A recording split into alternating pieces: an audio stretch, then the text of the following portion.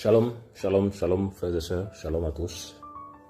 Que le nom de notre Seigneur Yahushua Mashiach soit encore glorifié ce matin, frères et sœurs. Nous voulons encore élever son nom, parce que lui seul est digne d'être glorifié, lui seul est digne d'être acclamé. Voilà. Paul pouvait dire que nous ne prêchons pas nous-mêmes, mais c'est Yahushua Mashiach que nous prêchons. Nous voulons de plus en plus élever son nom, élever son nom, élever son nom. Voilà. La Bible déclare dans le livre de Psaume 75, la parole du Seigneur, que l'élévation ne vient ni de l'Orient, ni de l'Occident, mais c'est Yahweh qui élève. Donc on comprend par là, par ce texte, que l'élévation, on ne la cherche pas auprès des hommes, des humains, des mortels. L'élévation, on la cherche auprès du Seigneur, parce que lui seul est digne. Voilà, lui seul est digne. Voilà, donc on ne force pas l'élévation, on ne force pas les frères et sœurs de la secte, non. Voilà, la parole déclare que ce n'est pas celui qui se recommande lui-même qui est approuvé, mais c'est celui que le Seigneur recommande. Le Seigneur a toujours recommandé ses vrais fils, le Seigneur a toujours recommandé ses vrais fils, malgré le rejet, malgré la persécution, malgré les obstacles, malgré les fausses accusations, le Seigneur a toujours recommandé ses vrais enfants. On l'a vu dans la Bible, on a lu dans la parole pour les lecteurs de la Bible, avec nos aînés comme Paulos, Pétros, Yahushua homme lui-même. Voilà, on le vit encore que les vrais enfants du Seigneur dans ces temps de la fin vont être de plus en plus rejetés. Mais nous bénissons le Seigneur pour la persévérance que l'Esprit nous donne. Nous bénissons le Seigneur pour la force et le courage que l'Esprit nous donne, parce que ce n'est pas évident. Quand Paul, apôtre passionné du Seigneur, pouvait dire que non, que voilà, j'ai combattu le bon combat, j'ai achevé la course. En fait, Paul parle du combat. En fait, c'est une guerre. C'est une guerre qu'on livre contre les esprits méchants dans les lieux célestes, la ténèbre. C'est une guerre aussi qu'on livre contre les enfants du malin qui sont au milieu de nous. Et leur rôle, c'est de salir les vrais fils. Leur rôle, c'est de détruire les vrais fils. Voilà pourquoi il faut faire attention avec les personnes avec qui on marche, que ce soit sœurs ou frères. On doit faire tellement attention avec les personnes avec lesquelles on marche, parce que les temps où nous sommes sont compliqués. Livrer a tellement infiltré les assemblées, que même ceux qui prêchent, même ceux qui enseignent, même ceux qui vont par-ci par-là, livrer est à l'intérieur. Voilà pourquoi on a besoin dans ces temps de la fin de passer plus de temps avec le Seigneur, de passer plus de temps en famille avec le Seigneur, pour que de plus en plus Yahweh dans sa miséricorde, Yahweh dans sa grâce aiguise notre discernement, aiguise notre capacité de discerner que tel n'est pas du Seigneur et tel est du Seigneur. Et maintenant, si le Seigneur ne nous montre pas, il nous garde.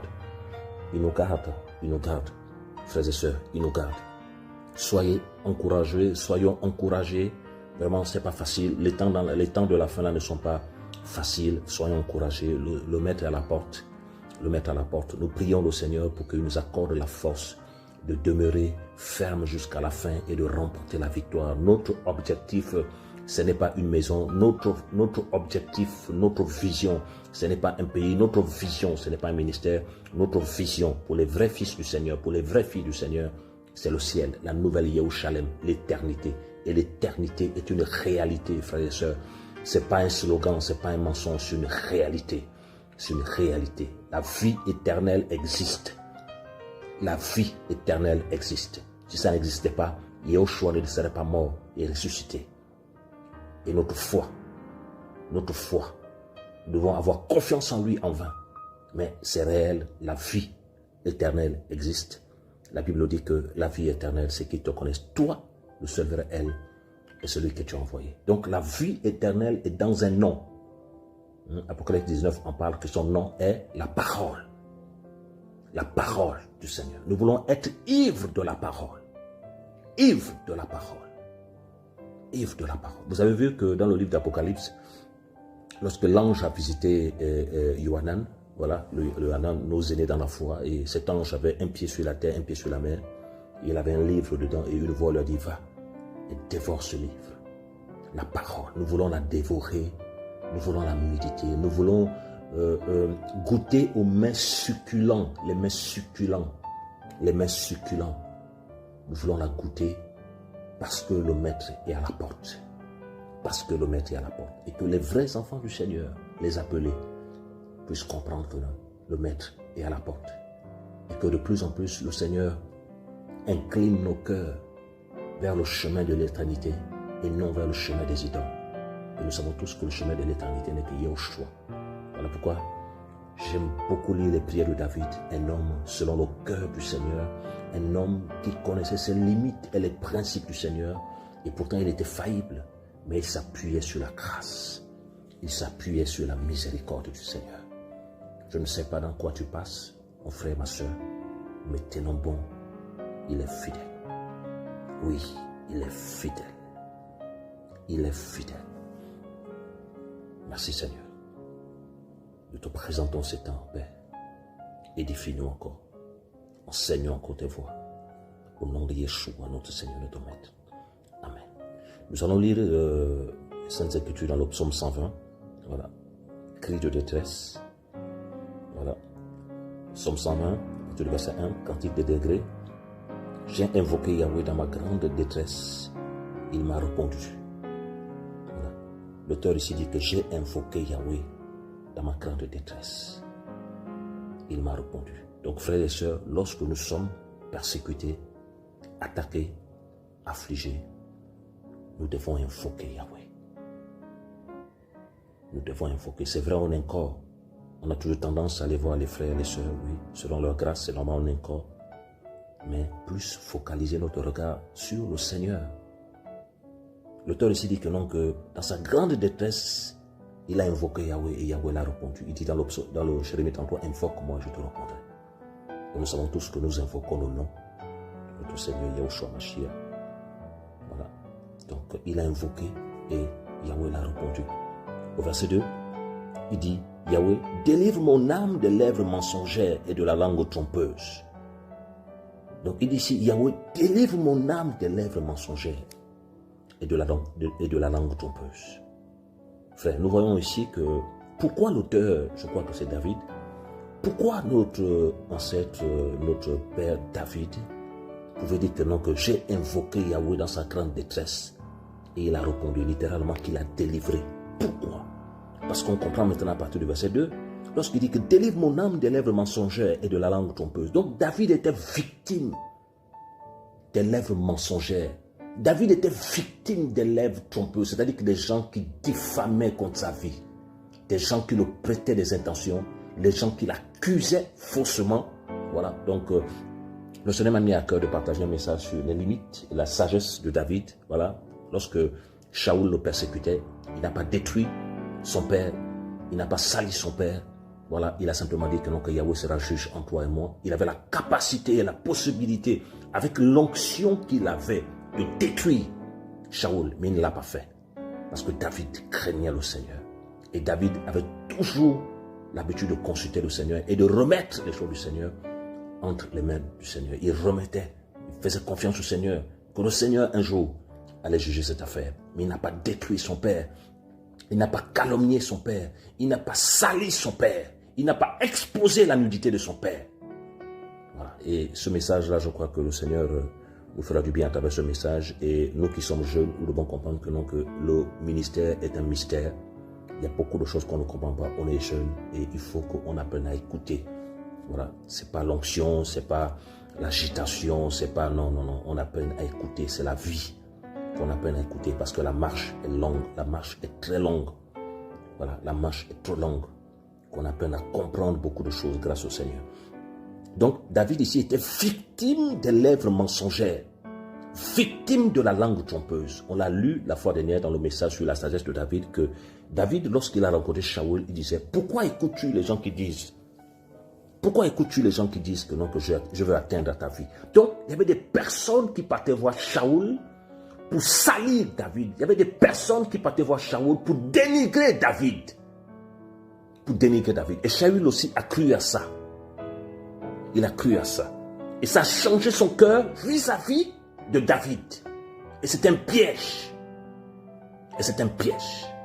Vous avez vu? C'est un piège. Vous avez vu qu'on est toujours faible face aux personnes qui nous entourent. On est faible, comme on les voit là tous les jours, comme on mange avec eux, lorsqu'ils nous disent quelque chose. Et on a toujours tendance prendre sans vérifier. Sans vérifier. Or, le Seigneur dit que non, que la balance fausse est en horreur à Yahweh. La balance fausse est en horreur à Yahweh. Donc, quelle que soit la personne qui est en face de moi, je dois vérifier si l'information est fondée. Et David était victime de ça. David était victime de ça, frères et sœurs.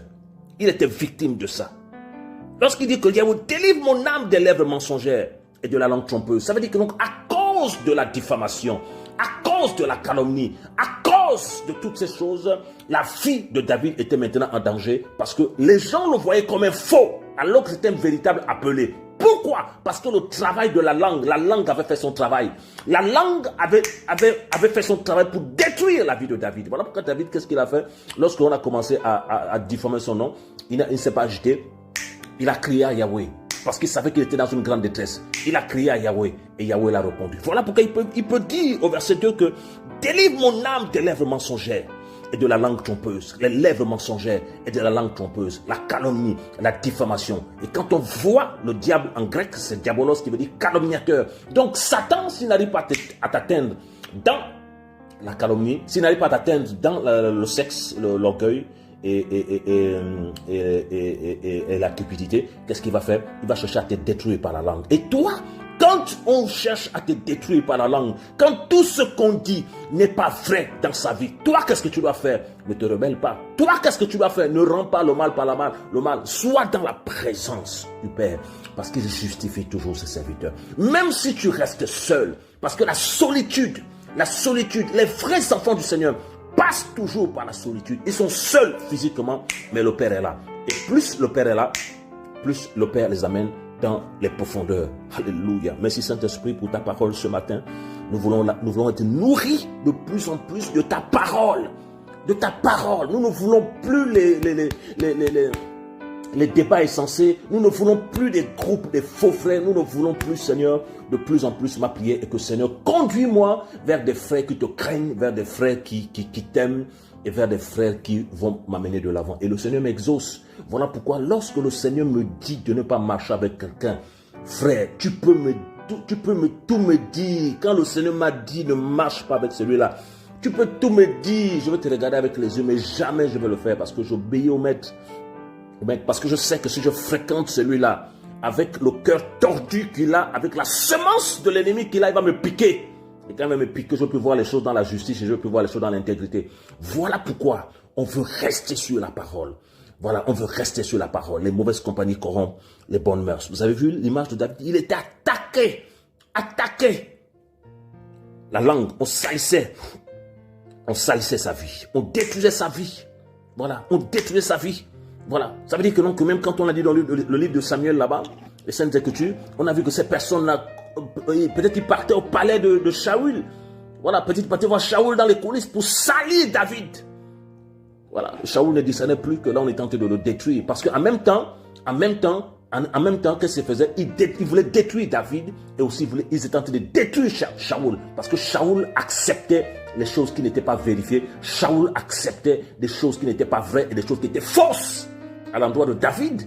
Voilà, David avait des manquements, mais David avait le cœur pur. La Bible nous dit que non, que Yahweh rend témoignage de David en disant que David homme selon le cœur d'Élohim.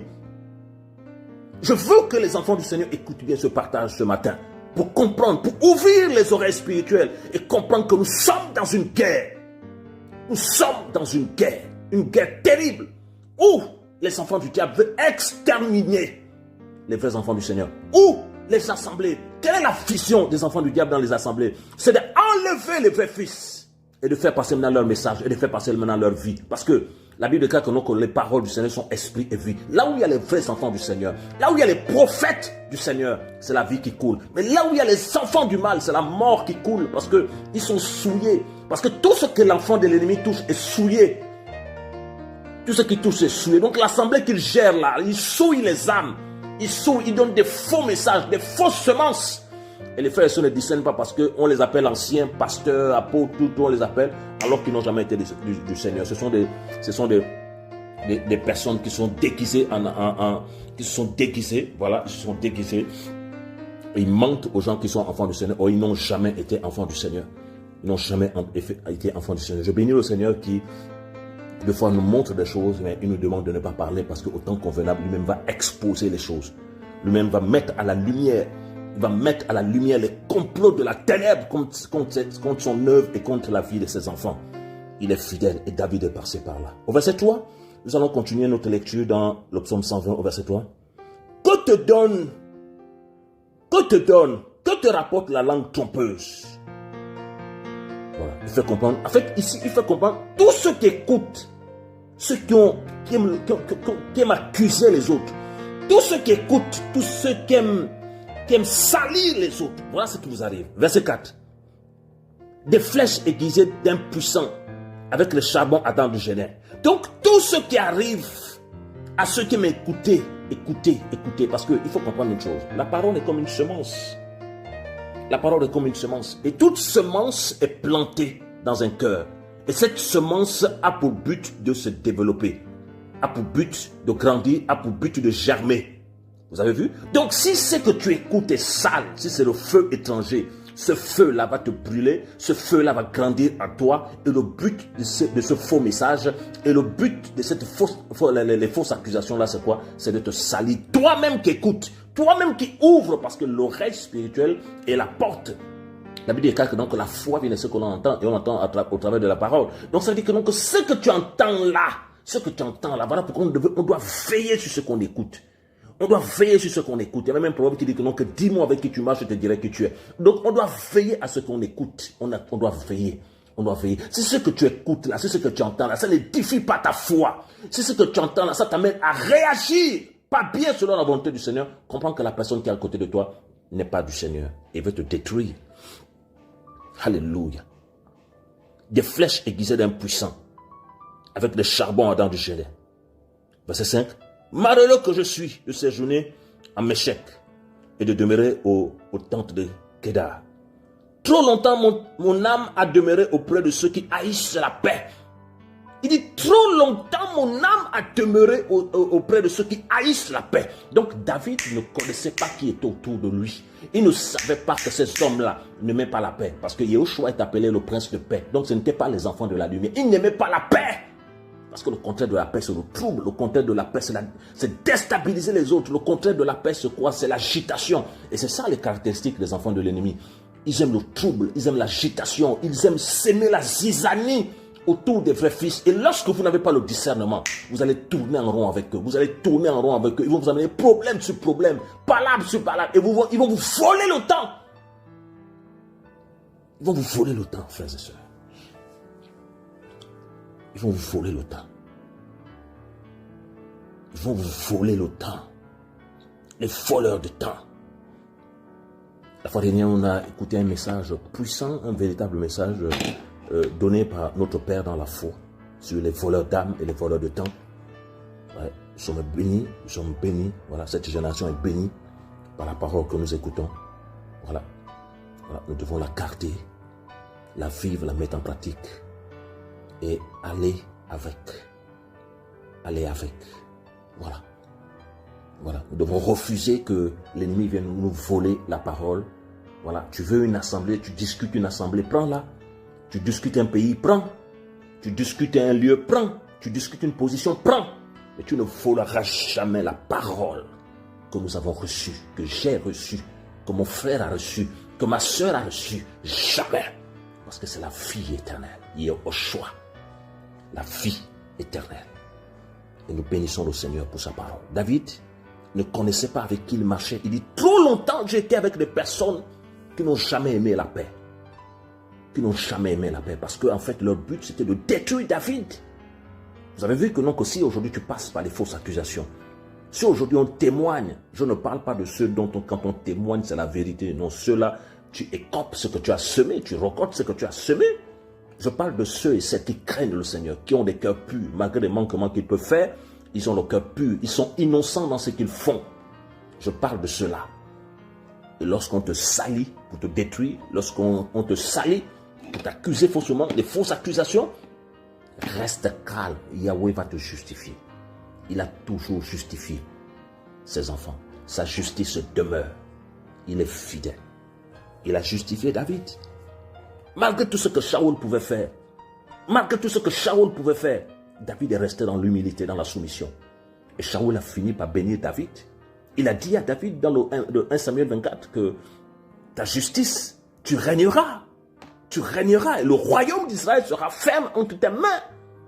Il a dit cela, frères et sœurs. Il a dit cela. Il a dit cela. Oui, frère. Et c'est ce qui s'est passé. Marquez les erreurs de David avec Bathsheba. Marquez les erreurs de David qu'il a pu faire. Qu'il a tué Uri. Le Seigneur a fait grâce. Le Seigneur a fait grâce. David est demeuré ferme jusqu'à la royauté. Il est mort roi dans la vieillesse. Oui. Malgré le fait que son père voulait le déstabiliser, il n'a pas rendu à son père. Comme on voit cette génération actuelle qui répond au père. Une génération tordue. Une génération sans éducation. Une génération sans base. Que Yahweh nous aide.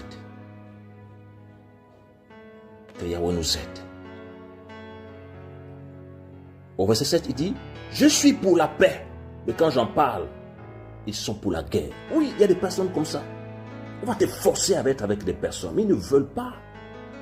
Ils ne veulent pas la paix. Ils veulent la guerre.